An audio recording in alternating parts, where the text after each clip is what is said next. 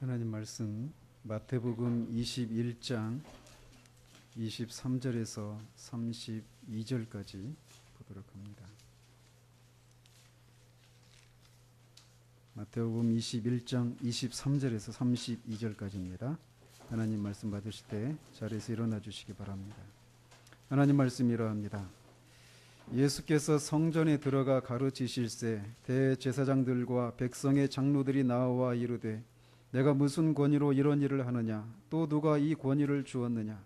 예수께서 대답하시되 나도 한 말을 너희에게 물으리니 너희가 대답하면 나도 무슨 권위로 이런 일을 하는지 이르리라. 요한의 세례가 어디로부터 왔느냐? 하늘로부터냐 사람으로부터냐? 그들이 서로 의논하여 이르되 만일 하늘로부터라 하면 어찌하여 그를 믿지 아니하였느냐 할 것이요 만일 사람으로부터라 하면 모든 사람이 요한을 선지자로 여기니 백성이 무섭다 하여 예수께 대답하여 이르되 우리가 알지 못하노라 하니 예수께서 이르시되 나도 무슨 권위로 이런 일을 하는지 너희에게 이르지 아니하리라. 그러나 너희 생각에는 어떠하냐? 어떤 사람에게 두 아들이 있는데 맏아들에게 가서 이르되 예 오늘 포도원에 가서 일하라 하니 대답하여 이르되 아버지 가겠나이다 하더니 가지 아니하고 둘째 아들에게 가서 또 그와 같이 말하니 대답하여 이르되 실소이다 하였다가 그 후에 뉘우치고 갔으니 그 둘 중에 누가 아버지의 뜻대로 하였느냐 이르되 둘째 아들이니이다. 예수께서 그들에게 이르시되 내가 진실로 너희에게 이르노니 세리들과 창녀들이 너희보다 먼저 하나님의 나라에 들어가리라. 요한이 의의 도로 너희에게 왔거늘 너희는 그를 믿지 아니하였으되 세리와 창녀는 믿었으며 너희는 이것을 보고도 끝내 뉘우쳐 믿지 아니하였도다. 아멘.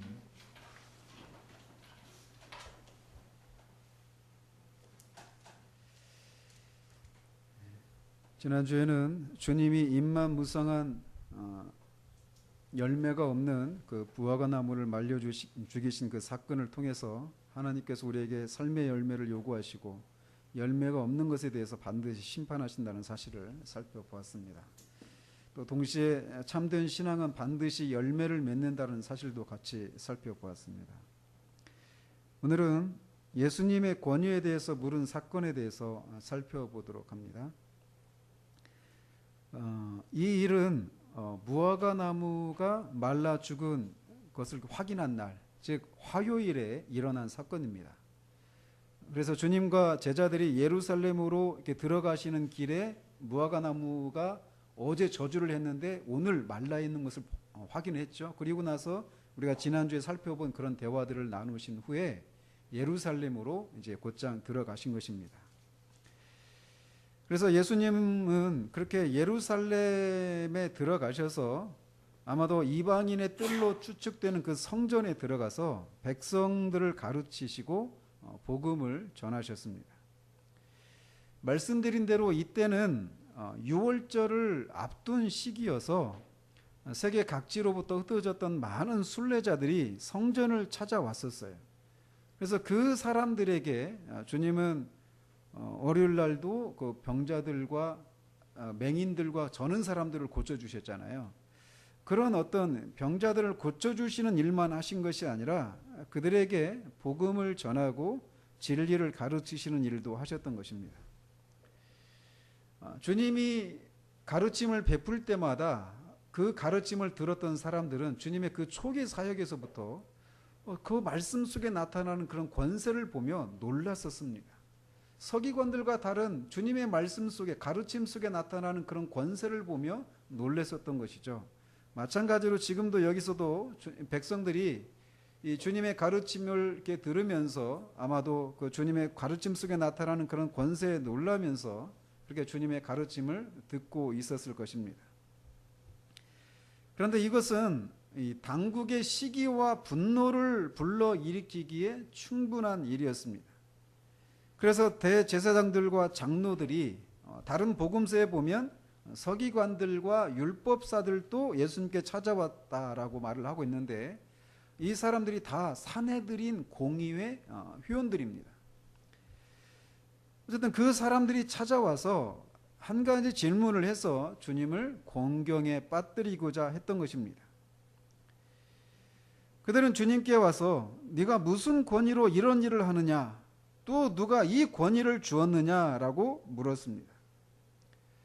산헤드린 공의가 하는 일이 바로 이런 일이었어요. 즉, 이 종교와 사법과 관련해서 백성들 사이에서 일어나고 있는 특이한 일들에 대해서 조사하고 그 가르침이 또는 어떤 일이 적법한지 또는 정당하고 바른 가르침인지에 대해서 조사하고 그것에 대해서 이렇게 심판하는 일을 하는 사람들이 산헤드린 공의회가 존재하는 이유였거든요. 그래서 그들은 전에도 세례 요한이 갑자기 나타나서 많은 백성들이 그의 가르침을 듣고 세례를 받을 때도 세례 요한에게 찾아가서 그 사람들을 보내서 세례 요한의 정체가 무엇인지, 세례 요한이 하고 있는 일들이 무슨 권세로 하는 일인지를 물었던 일이 있습니다. 즉 그들은 세례 요한에게 찾아가서 네가 그리스도냐라고 물었어요. 그러니까 나는 그리스도가 아니다 라고 말을 하니까 그러면 네가 엘리야냐? 라고 물었죠. 나 엘리야도 아니다. 그러면 모세가 예언했던 그 선지자냐? 나 그 선지자도 아니다. 그러니까 그들이 그러면 네가 무슨 권세로 이 세례를 베푸느냐? 이런 가르침을 베푸느냐라고 물었던 적이 있었던 거죠. 즉 이렇게 산헤드린 공의가 하는 일이 바로 그런 일이었어요. 그런 것처럼 그래서 이들이 이제 예수님께 찾아와서 예수님의 가르침과 사역에 대해서 공식적으로 주목하고 예수님이 무슨 권위로 이런 일을 하는지를 이제 개인적으로 여러 사람들 앞에서 해명하도록 요구하는 그런 질문을 던지고 있는 것입니다. 그들은 예수님께 네가 무슨 권위로 이런 일을 하느냐라고 물었습니다. 여기서 그들이 말하는 이런 일은 지금 그 자리에서 하고 있는 일을 먼저는 가리킵니다. 즉 백성들에게 진리를 가르치고 복음을 전하는 이 일을 네가 무슨 권위로 하느냐라고 묻고 있는 거예요. 1차적으로.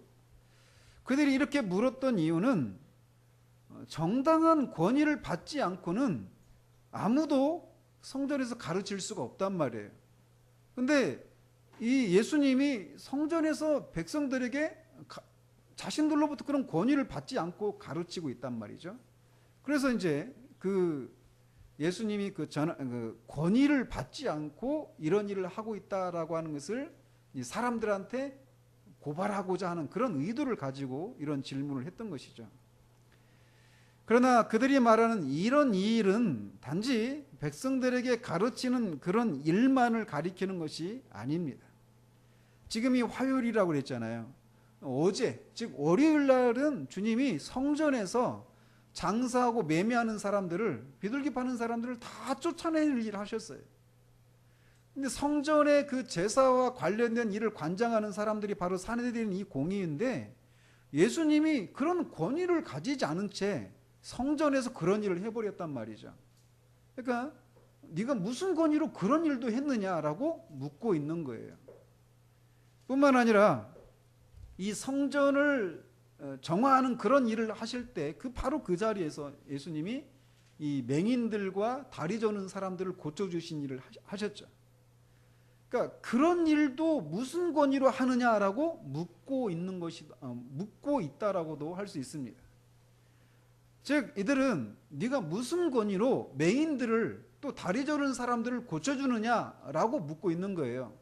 이런 질문의 의도는 그 전에 이들이 예수님이 귀신이 들려서 말을 못하고 귀머거리 된 사람을 고쳐주시는 그런 일을 하셨잖아요.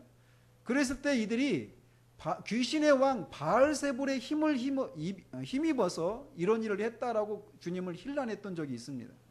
즉 지금도 이 맹인들과 다리 저는 사람을 고쳐주시는 이 일을 무슨 권위로 했느냐라고 묻는 것을 통해서 이 능력의 원천이 어디로부터냐라고 은근히 주님을 전과 같이 이 바알세불의 힘을 힘입어서 이런 일을 하고 있다라고 하는 것처럼 그렇게 힐난하고 있는 질문이라고도 할 수 있습니다. 어쩌면 그 전날에 있었던 예루살렘에 입성할 때 백성들과 어린 아이들이 주님을 메시아로 인정하고 주님을 찬양할 때 예수님이 그것을 말리지 않았던 일까지도 엮어서 이 모든 일을 무슨 권위로 했느냐라고 묻고 있는 것이다라고 할 수 있습니다. 그들이 문제 삼고 있는 일들은 누구도 당국자로부터나 아니면 하나님으로부터 위임받은 권위가 아니면 행할 수 없는 일인데, 자신들은 예수님께 그런 권위를 준 적이 없어요.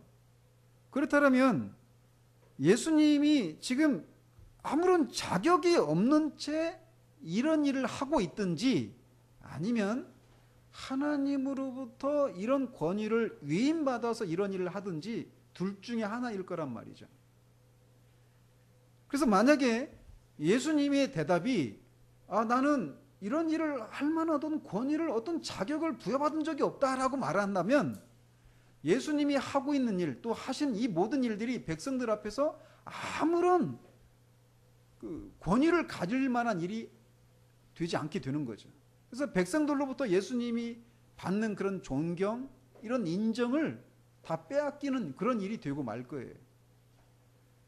또 반대로 이 일이 하늘로부터 내가 이런 일을 하도록 권위를 위임받았다라고 이렇게 직접 예수님이 말씀하신다라면, 그것은 곧 신성 모독의 죄를 범하는 일이 되기 때문에 예수님이 어떤 식의 대답을 하든지 예수님이 이 공경에 처하는 그런 질문이었던 것입니다.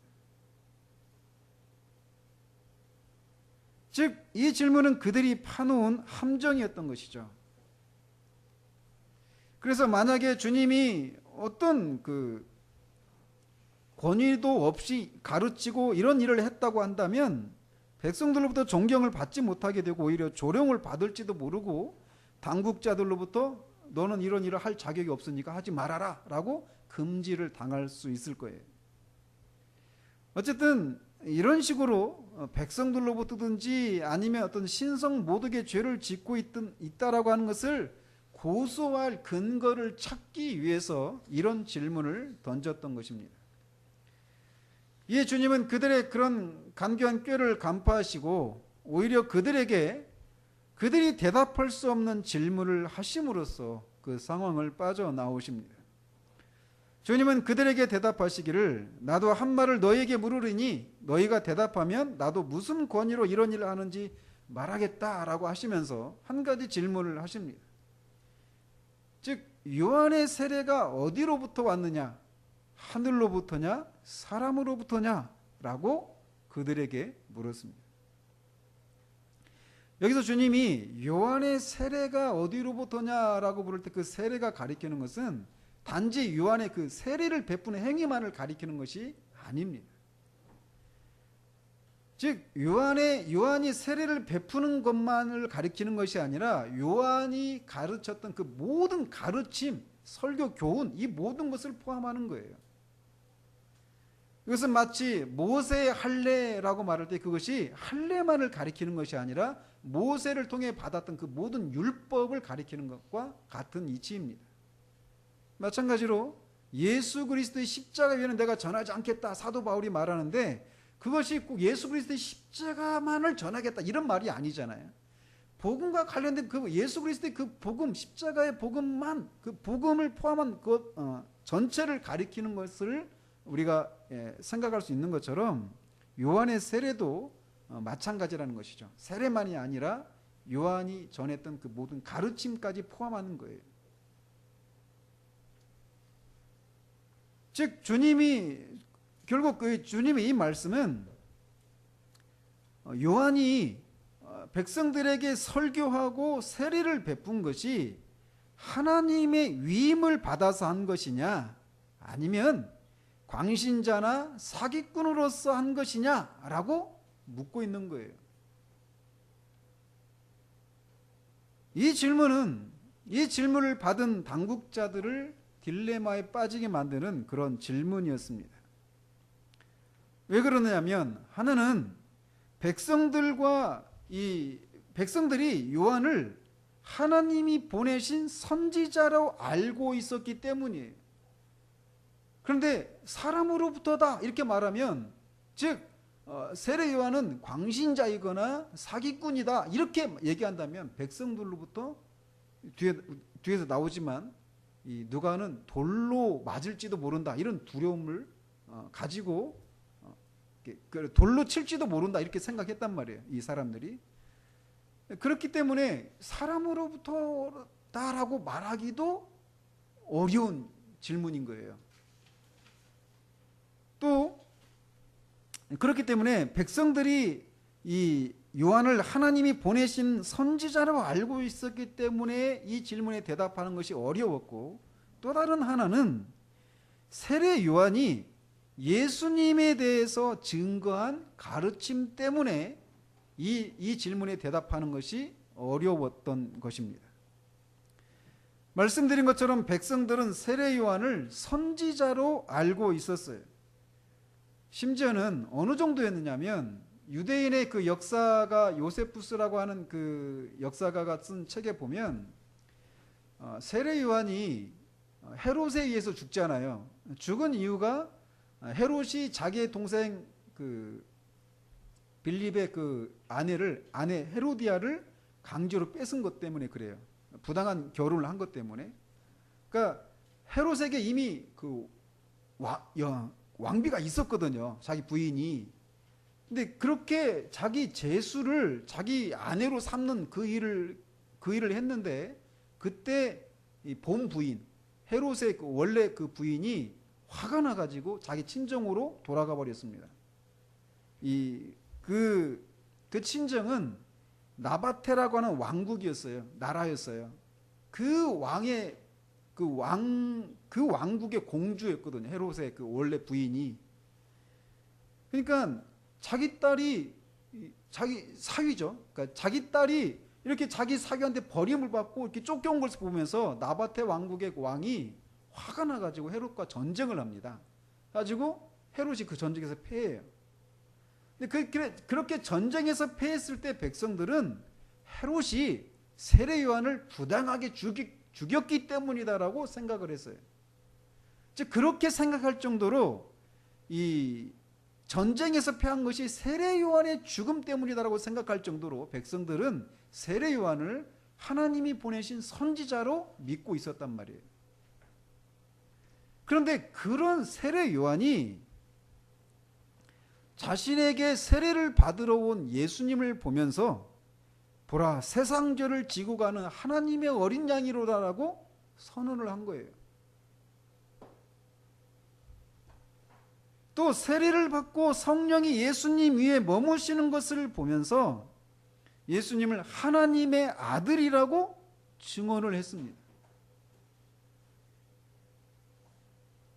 그리고 자신을 향해서 네가 그리스도냐라고 묻는 사람들에게 나는 그리스도가 아니다. 나는 성경에 이른 대로 광야에서 외치는 소리다. 무엇을 위한 소리?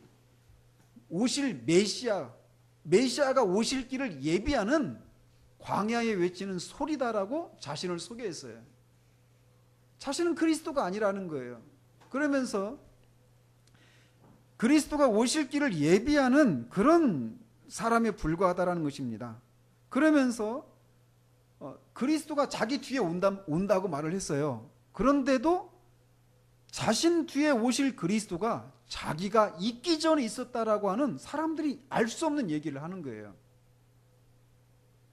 그러면서 자신은 그의 신발끈도 매지 못할 정도로 그의 능력과 권세는 자기와 비교할 수 없이 크다. 나는 물로 세례를 주지만 그는 성령으로 세례를 주는 전능한 분이다 라고 얘기를 하는 거예요. 그리고 많은 사람들이 예수님께로 가서 세례를 받는다라고 하는 얘기를 듣고 사람이 하늘로부터 그런 권위를 받지 않고는 사람이 아무것도 받을 수 없다라고 하는 그런 얘기를 하기도 합니다. 그러면서 다시금 자신이 그리스도 앞에 보내심을 받은 자라고 하는 사실을 다시 이렇게 언급하는 것을 통해서 바로 그분이 그리스도다. 하나님의 아들이다. 하나님의 어린 양이다라고 선언을 한 거예요. 그리고 자신의 존재 이유는 바로 그것이라는 거예요. 그분이 그리스도라고 하는 것을 증거하기 위해서 나는 왔고 나는 이 일을 했고 그래서 나는 쇠하고 그분은 흥해야 된다 라고 그렇게 얘기를 했던 것이죠. 이런 요한을 백성들뿐만 아니라 심지어 헤롯마저도 이런 요한을 선지자로 인정을 했는데 그 세례 요한이 예수님에 대해서 말씀드린 그런 내용들을 선언했단 말이에요. 즉 세례 요한의 이 선언은 예수님이 그리스도이시고 그의 권위가 하나님으로부터 위임받은 것임을 천명하고 있는 거예요. 따라서 세례 요한의 세례가 하늘로부터냐 라고 하는 질문에 맞다, 하늘로부터다 이렇게 말을 한다면 세례 요한이 예수님에 대해서 증거했던 예수님에 대해서 증거했던 그 모든 증언을 그들이 인정할 수밖에 없게 되는 거예요.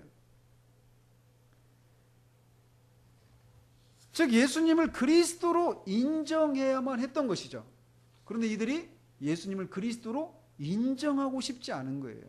인정할 수가 없는 거예요. 그런데 또 반대로 세례 요한이 사람으로부터 받은 권위로 세례를 베푼다, 예수님에 대한 증거들을 했다라고 말한다라면, 즉 이 세례 요한이 선지자가 아니다 라고 말한다라면 백성들로부터 돌을 맞을 수도 있는 그런 질문이기도 하다라는 것이죠. 그래서 이들은 어떤 대답도 찬성도 부정도 할 수 없는 그런 상황에 빠지게 되었던 것입니다. 그래서 그들은 서로 의논을 했어요. 어떻게 대답을 해야 되는지. 즉 이들은 이런 질문을 받고 세례 요한의 그 세례가 하늘로부터 온 것이냐 사람으로부터 온 것이냐 라고 하는 이런 질문을 받고 무엇이 진리인가 라고 하는 이런 측면에서 생각하지 않고 내가 어떻게 대답하느냐에 따라서 우리에게 어떤 손해가 있을까 라고 하는 것을 생각하면서 서로 의논을 했던 것입니다.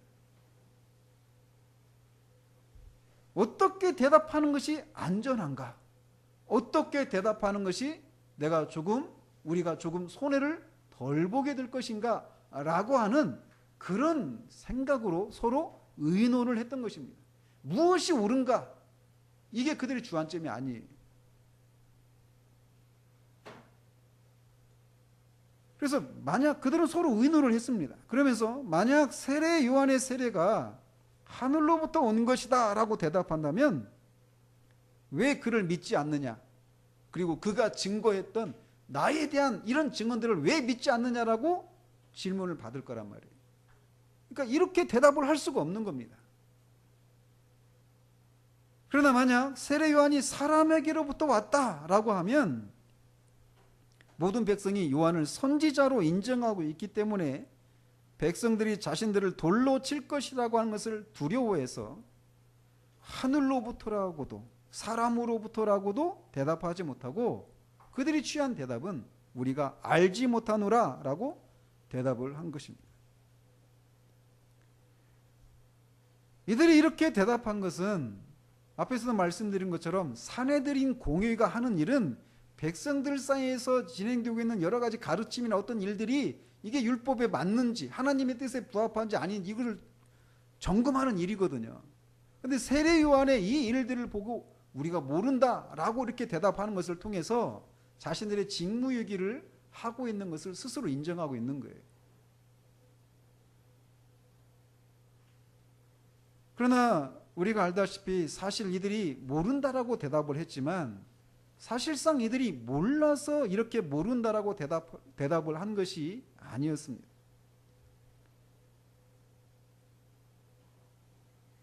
그들은 자신들의 대답 여하에 따라서 백성들로부터 돌로 침을 받을까, 죽을지도 모른다라고 이런 두려움 때문에 이런 대답을 한 것입니다.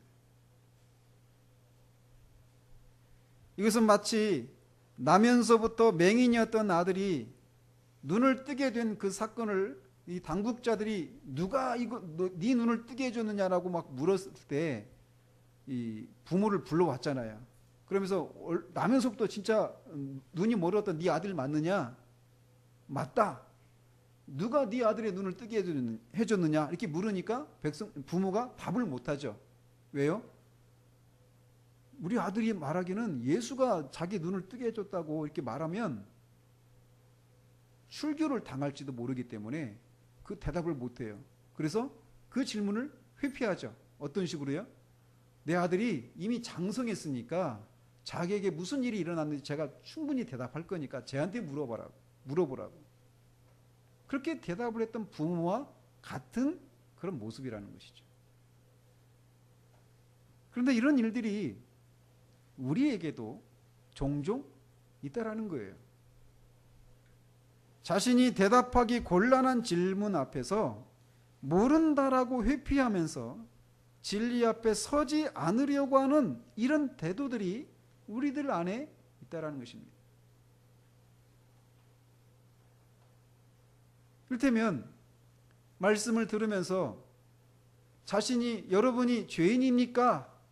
죄인이라고 하는 것을 인정하십니까? 라고 이렇게 물을 때 그것에 대해서 죄인이라고 인정을 하면 죄인이라고 인정한다면 왜 여러분의 죄를 회개하고 예수님을 믿지 않습니까? 라고 하는 질문을 받게 될 거예요.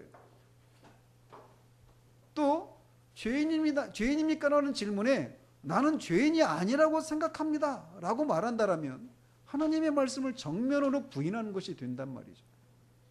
그러니까 그 질문에 예, 나는 죄인입니다 또는 나는 죄인이 아닙니다, 이 양자택일의 대답을 하지 않고 잘 모르겠습니다 이렇게 대답하는 거예요. 여러분은 구원을 받았습니까? 라고 물어보면 구원을 받았다라고 말하기에는 내 삶이 또 내 안에서 일어나고 있는 여러 가지 일들이 내가 구원을 받았다고 말하기에는 충분하지 않아요. 그러니까 그런 질문에도 여전히 예나 아니요 라고 하는 이 양자택일의 질문이 아니라 잘 모르겠습니다 라고 대답을 한다라는 거예요. 그리스도의 제자가 되는 길이 십자가를 지고 대가를 치르는 것이라고 하는 것을 인정하십니까? 라고 물으면 그 질문에 대해서도 대답을 못하는 거예요. 예 라고 물어보면 그런데 왜 그리스도를 위해서 대가를 치르는 삶을 살지 않으려고 하십니까? 라고 물을 거래요. 또 아니라고 말하면 주님의 말씀을 정면으로 거스르는 것이 된단 말이죠. 그러니까 찬성도 못하고 부정도 못하는 그런 상태 가운데서 그 질문을 피해가기 위해서 잘 모르겠습니다 라고 하는 대답으로 피한다라는 것이죠. 사람들은 언제나 이렇게 대답하기 곤란한 질문을 받을 때마다 이런 식으로 피하는 그런 일이 있어요. 그러나 기억하십시오. 우리는 이런 대답하기 곤란한 질문들에 반드시 주님 앞에 대답을 해야만 하는 그런 때가 온다라는 사실들을 기억하시기 바라요. 이 질문을 피하기 위해서 어디로 피하든지 이미 받은 질문이 여러분에게서 결코 떠나지 않을 것입니다. 다윗이 시편 139편에서 말하죠. 내가 여호와의 신을 떠나 어디로 피하리이까? 내가 음부의 자리를 음부의 자리를 펼지라도 거기 주님이 계신다라고 말해요. 내가 새벽 날개를 치며 바다 끝에 거할지라도 거기 주님이 계신다라고 말해요. 우리가 주님의 임재를 어디에서도 피할 수 없습니다. 그런 것처럼 주님이 말씀을 통해서 여러분은 죄인이라는 사실들을 인정하십니까? 여러분은 스스로 구원받을 수 없는 하나님의 심판 아래 있는 그런 죄인이라는 사실들을 정말 인정하십니까? 그런 여러분들이 구원받을 수 있는 유일한 길은 오직 예수 그리스도를 믿는 것밖에는 없다라고 하는 사실들을 인정하십니까? 그 예수님을 정말 믿는 사람이라고 할 때 그 믿음이 진짜인 것은 그들이 정말 날마다 자기 십자가를 지고 자기를 부인하는 그런 삶을 살아가는 것을 통해서 입증된다라고 하는 것을 정말 인정하십니까? 라고 하는 이런 질문들에 답을 하는 것이어야 한다는 거예요. 그 질문은 우리는 피해갈 수 없습니다. 어쩌면 우리는 이 질문에 예스라고 대답하든지 아니면 노라고 대답하든지 이 양자간의 대답 중에 예스라고 하는 그런 대답을 하기 전까지 우리 영혼은 결코 그 마음에 평안이 있을 수가 없어요. 여러분이 이런 메시지를 잘 듣지 못하는 그런 곳에 간다 하더라도 이미 여러분의 양심에 새겨진 그 질문은 끝까지 그 질문에 대한 답을 하기를 끝까지 요구할 것입니다. 여러분이 대중 속에 숨어도 하나님은 여러분을 찾아내시고 반드시 그런 질문들에 대한 답을 하도록 요구하신다라는 거예요. 그러므로 그런 질문들에 잘 모르겠습니다 라고 하면서 자꾸만 뒤로 그 질문 앞에 서지 않으려고 하는 그런 것이 여러분에게 결코 답이 되지 않는다는 것을 기억하시고 그 질문에 직면하는 여러분들이 되시기를 바랍니다. 이 주님은 그렇다면 나도 너희에게 한 가지 질문을 하겠다라고 하면서 이런 질문을 했는데 이들은 이렇게 우리는 모르겠다라고 답을 하고 마는 거예요. 사실 이들이 모른다라고 답을 했지만 말씀드린 것처럼 몰라서가 아닙니다. 그들의 고집스러움으로 그것을 인정하지 않고 이런 대답을 했을 뿐이었어요. 그래서 주님도 나도 그러면 내가 무슨 권위로 이런 일을 하는지 누가 나에게 이런 권위를 주었는지 너희들에게 말하지 않겠다라고 말씀을 하십니다. 주님이 그들에게 내가 무슨 권위로 이런 일을 하고 누가 나에게 이런 권위를 주었는지 너희에게 말해주지 않겠다라고 하는 이 말은 그들에게 아주 무서운 그런 말씀입니다. 한 사람이 그리스도인인가 아닌가를 결정하는 것은 그가 하나님이 정말 살아계신가, 하나님이 정말 있는가, 이것을 인정하느냐 인정하지 않느냐에 달려있지 않습니다. 하나님이 살아계시다라고 하는 것을 인정하는 사람이라 할지라도 그가 구원받은 그리스도인이 아닐 수도 있어요. 하나님이 이 천지를 만드신 창조주 하나님이시다라고 하는 것을 인정한다 할지라도 그가 구원받은 그리스도인이 아닐 수 있습니다. 물론 구원받은 그리스도인은 하나님이 살아계시고 이 모든 만물을 창조하신 창조주 하나님이시다라고 하는 것을 다 인정합니다. 믿습니다. 그러나 반대로 그것을 믿는다 하더라도 그가 구원받은 그리스도인이냐라고 할 때는 또 다른 문제라는 거예요. 그러면 그 사람이 그리스도인이냐 아니냐를 말해주는 핵심적인 내용은 무엇이냐면 그가 예수님에 대해서 어떻게 생각하느냐에 달려있는 거예요. 나사렛의 목수였던 예수가 하나님의 아들인 것을 믿느냐? 그 나사렛 예수가 십자가에 죽었는데 그 죽었던 예수가 바로 저와 여러분들과 같은 죄인들을 위해서 그렇게 십자가에 죄 없으신 분이 죽으신 것을 믿느냐? 그 예수가 죽었던 예수가 사흘 만에 살아나시고 우리를 거듭나게 하시기 위해서 그 죽음의 권세를 물리치고 다시 부활하신 것을 믿느냐?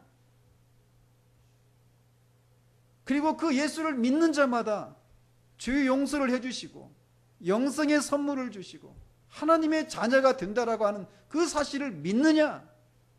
예수가 너에게 누구냐라고 하는 이 질문에 예수님이 바로 방금 전에 말씀드린 그런 질문에 대해서 저는 예수님이 하나님의 아들이시고 내 죄를 위해서 십자가에 죽으셨다, 다시 살아나신 그분이 나의 구주이십니다라고 하는 것을 믿는, 그 믿음을 고백하는 사람만이 진정으로 구원받은 그리스도인이라는 거예요.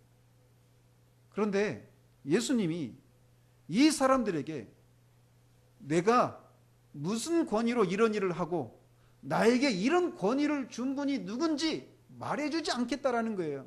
그 예수님을 아는 것이 영생인데, 그 예수님을 믿는 것이 구원을 받는 길인데, 내가 너희에게 누구인지, 내가 누구인지, 내가 또 무슨 권위로 이런 일을 하는지 알려주지 않겠다라고 말씀하시는 거예요. 이것은 엄청나게 무서운 일이 되는 것이죠. 그러시면서 두 아들에 관한 비유를 베푸십니다. 두 아들이 있었는데 한 사람에게 두 아들이 있었다라는 거예요. 여기서 말하는 한 사람은 하나님을 가리킵니다. 근데 두 아들이 있었는데 그 아버지가 먼저 맏아들에게 오늘 포도원에 가서 일해라 라고 하니까 이 맏아들은 그렇게 하겠습니다 라고 선뜻 대답을 했어요. 그리고는 가지 않았습니다.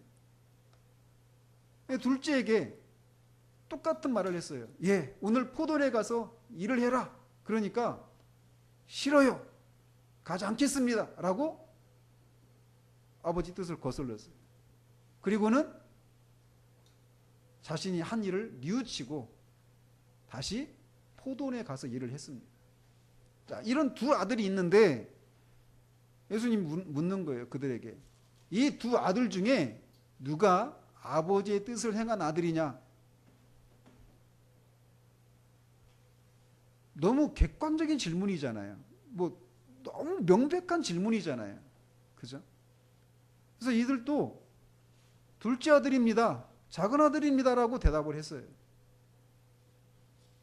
이들은 그렇게 말을 하면서 자신들이 맏아들에 해당되는 사람이라고 하는 것을 모르고 있는 거예요. 즉 맏아들은 말만 하고 신앙 고백을 하면서 사실상 하나님의 뜻대로 행하지 않는 사람을 대표하는 거예요. 둘째 아들은 자신의 욕심과 또는 음란함 때문에 하나님의 뜻을 행하기를 거절했다가 나중에 회개해서 주님의 뜻을 행한 사람을 대표하는 것입니다. 주님이 이 교훈을 통해서 주시고 계시는 교훈은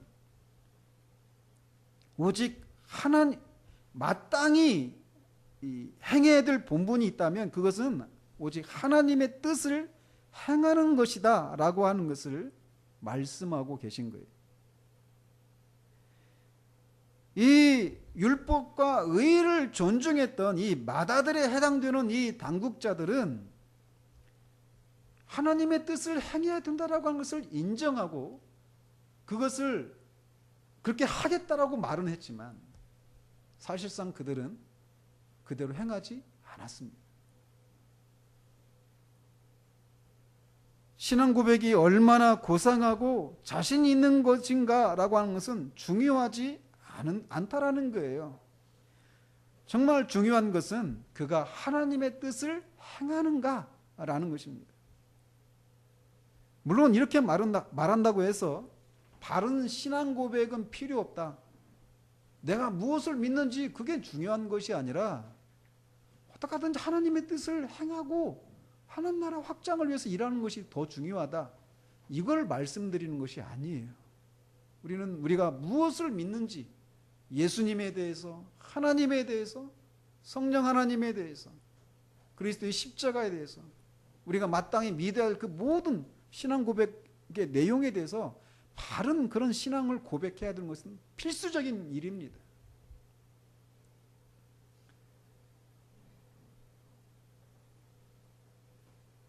오늘날 이번 주에도 제 고향에 내려갔다가 마침 그 고향 교회에서 그 집회가 있어가지고 거기에 참석을 해서 이제 예배를 드리게 됐는데 아주 유명한 분이에요.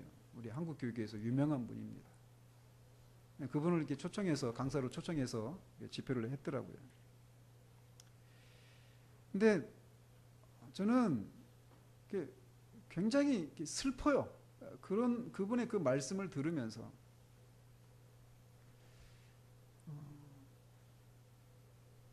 뭐냐면 하나님을 믿는 것, 예수님을 믿는 것, 이거를 어느 한쪽에 이렇게 치우쳐져 있는 그런 모습들을 보기 때문에 그렇습니다. 교회가 존재하는 이유가 무엇인가에 대해서 어느 한쪽으로 치우쳐져 있는 그런 모습을 보는 것 때문에 마음에 슬픔이 있어요. 오늘날 교회가 세상으로부터 조롱을 받고 막 모욕을 받고 있는 그런 현실입니다. 비난을 받고 있는 현실이에요. 근데 그런 세상의 그런 조롱과 모욕에 그런 것을 없애기 위해서 교회가 그 세상을 섬기고 세상을 이롭게 하고 가난하고 핍박받는 사람들을 돕고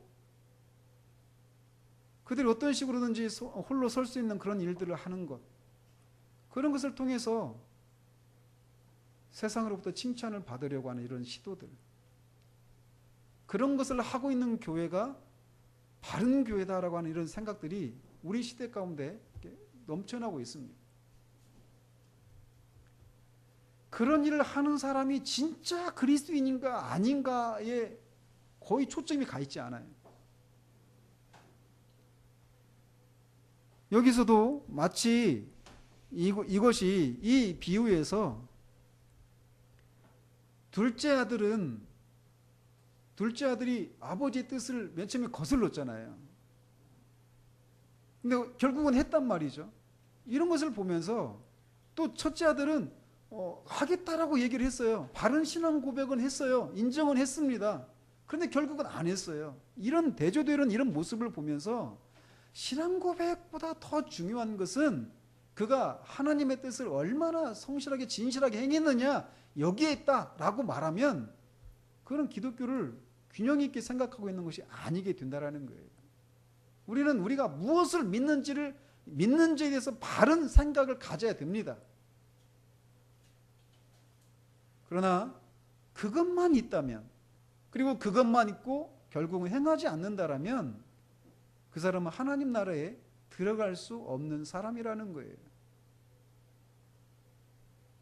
주님은 이 비유를 통해서 또 우리가 다음 주에 살펴볼 그 포도원 일꾼들의 그 비유를 통해서 이 주님께 나와서 네가 무슨 권위로 이런 일을 하느냐라고 묻는 이 사람들의 영혼의 실상을 보여주고 계시는 거예요. 너희들이 하나님을 섬긴다라고 말하고 있지만 사실은 너희들은 하나님 나라에 들어가기를 거부하고 있는 사람들이다라고 하는 사실들을 말씀하고 계신 거예요.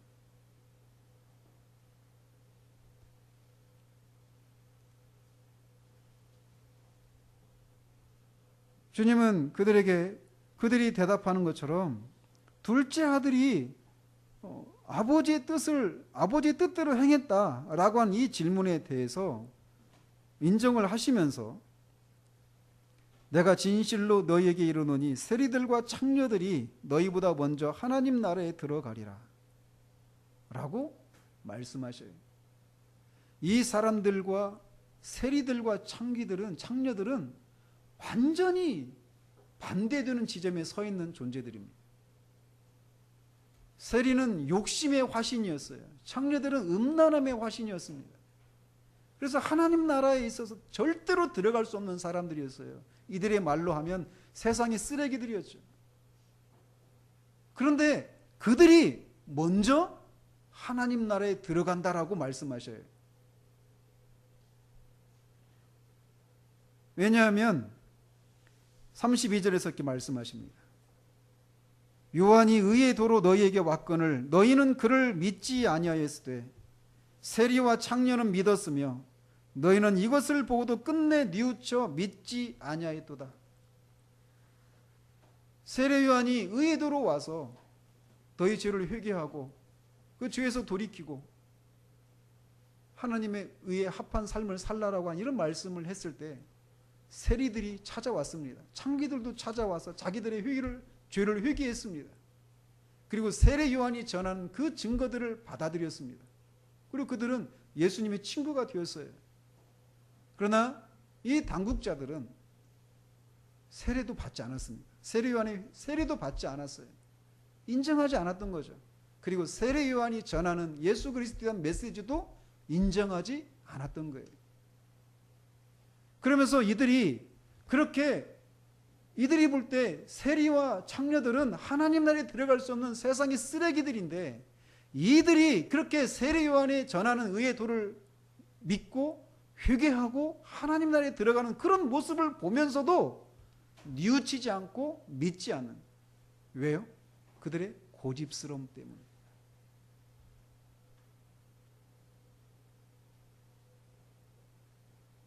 인간이 하나님 앞에서 그 마음에 하나님을 향해서 이렇게 품고 있는 그 완악함과 고집스러움, 이것이 얼마나 강력한지 모릅니다. 그 고집스러움과 그 완악함을 꺾을 수 있는 힘은 그리스도를 죽은 자 가운데서 다시 살리신 그 부활의 권능이 아니면 그 마음이 절대 꺾이지 않아요. 이 사람들은 그 변화된 세리와 창녀들의 모습을 보면서도 마음을 세우고 있는 거예요. 세례 요한이 전했던 그 도를 믿지 않고 세례 요한이 증거하고 있는 그리스도에 대해서 그리스도도 인정하지 않고 있는 거예요. 그들의 고집 때문에. 우리 중에도 그런 분들이 저는 있다라고 생각을 해요. 하나님에 대해서, 예수님에 대해서, 기독교에 대해서, 십자가에 대해서, 구원에 대해서, 천국과 지옥에 대해서 매주마다 교회에 와서 말씀을 듣지만 여전히 고집을 부리고 있는 사람들.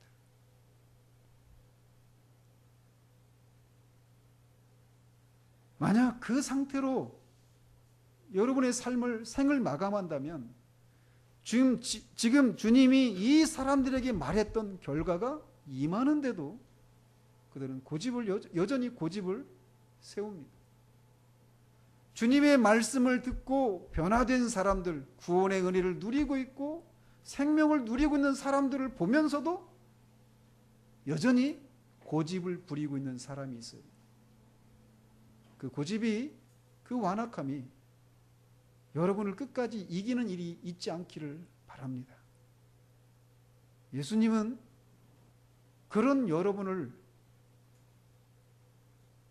그 고집스러운 죄악의 그 결과로부터 건지시기 위해서 하나님이 보내신 하나님의 아들이십니다. 그분이 여러분의 죄를 위해서 십자가에서 죽으셨어요. 그를 믿는 자마다 그의 과거를 묻지 않으시고 생명을 주십니다. 여기 주님은 세리와 창녀들이 하나님 나라에 먼저 들어간다라고 말씀하셔요. 예수 그리스도를 믿는 자를 주님은 그들의 과거가 어떤 사람인지를 묻지 않으셔요.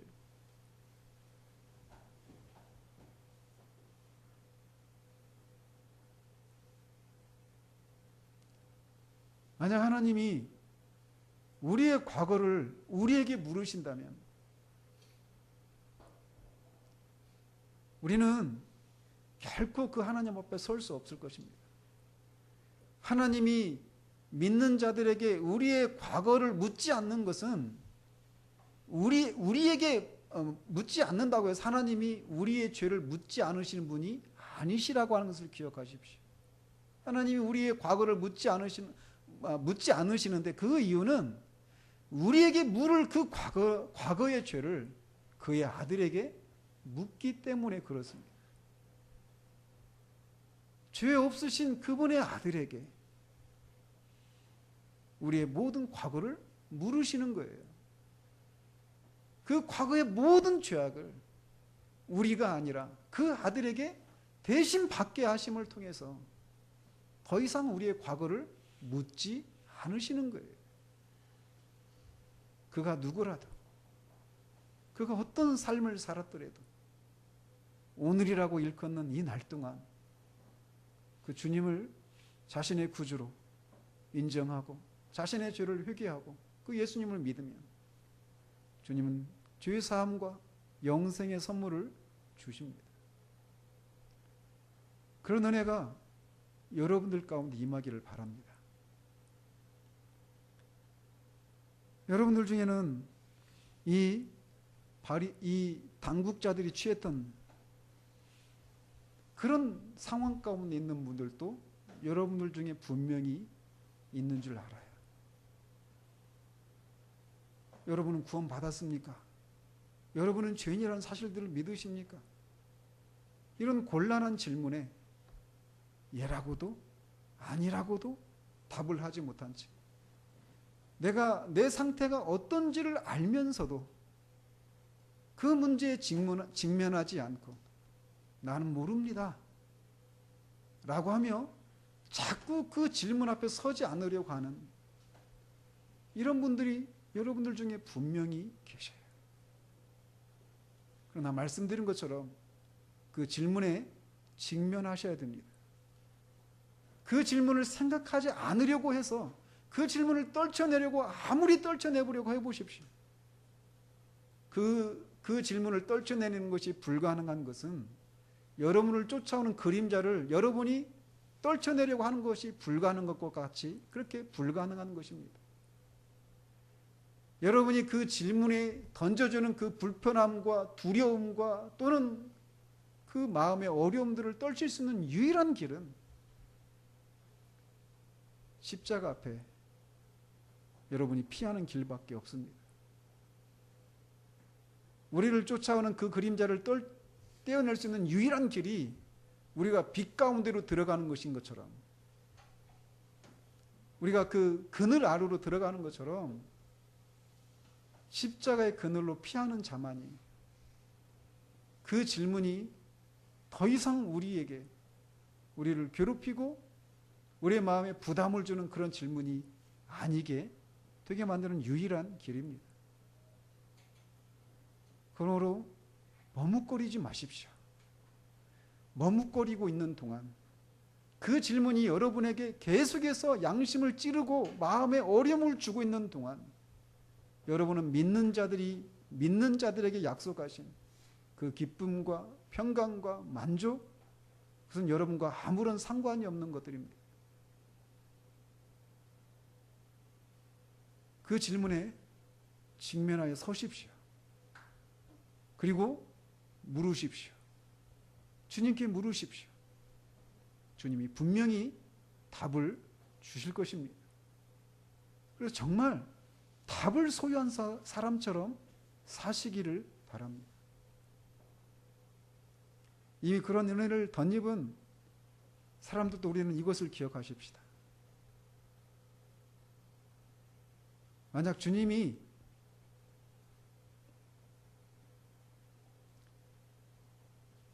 구원받은 사람들에게 주님이 원하시는 것은 이 비유에서 말씀하신 것처럼 아버지의 뜻을 행하는 것이에요. 우리는 하나님의 뜻이 무엇인지, 하나님은 끊임없이 말씀하시는 분이시기 때문에 그것이 무엇인지를 우리는 압니다. 그런데 우리는 종종 이 사람들이 고집을 부리는 것처럼 하나님 앞에 무엇이 옳은지를 알면서도 고집을 부리고 있는 경우들이 있어요. 그런 이스라엘 백성들을 향해서 하나님이 말씀하십니다. 에브라임아, 내가 너를 위해서 무엇을 하랴? 정말 우리가 정말 그리스도를 믿어 하나님의 자녀가 된 구원받은 하나님의 사람들이라면 우리가 해야 될 유일한 일은 아버지의 뜻을 행하는 것입니다. 예, 우리가 둘째 아들처럼 싫습니다라고 고집을 부리고 팽개칠 수 있어요. 그러나 돌이키십시오. 고집을 부리지 마시고 주님의 뜻에 순종하십시다. 주님이 오늘도 우리에게 이 질문 앞에 서도록 우리에게 초청하고 있습니다. 이 초청이 메아리 없는 그런 초청이 아니기를 바랍니다. 기도하겠습니다.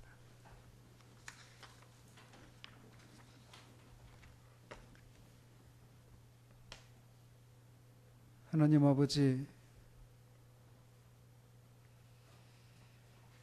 예수님이 하신 일이 무슨 권위로 하는 일이고 이 권위를 누구에게서부터 받은 것이냐라고 하는 질문에 주님이 던졌던 그 질문, 요한의 세례가 하늘로부터냐 사람으로부터냐라고 하는 그 질문에 답을 하지 못했던 그 당국자들과 같은 모습들이 우리들 안에도 있는 줄 압니다.